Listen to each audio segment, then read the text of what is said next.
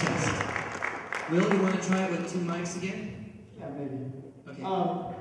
What's the last names? Jennifer and Jeannie? Jeannie Lyle? Yes. Jeannie Lyle, Jennifer Fullinger?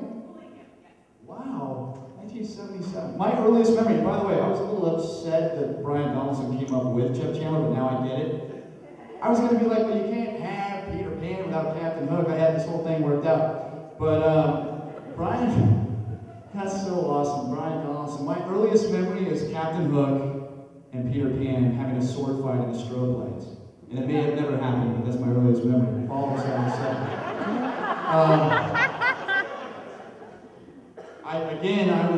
I was gone after 92 or something like that, and I didn't know a lot. I didn't know 11 years worth of students, so I regret that.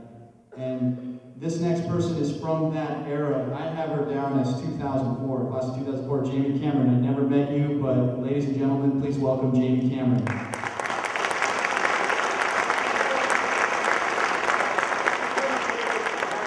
Or not. I'll meet her at the campout? No? Okay.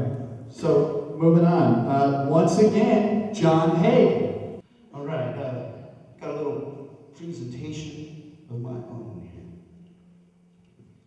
Now, a lot of you may not even be slightly aware that in 1978, when I met Bill Klipstine, he was an English teacher, and a very good one. And one of my most vivid memories of English class was a couple of weeks that we were studying Greek mythology. And at the end of having read this material and talked about it in class, Klipstine gave us a test.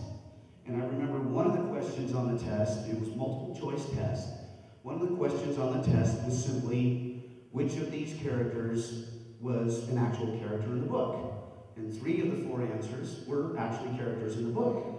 And the 4th answer was pretty puzzling to me because it said, Enitzpilk. I said, Enitzpilk?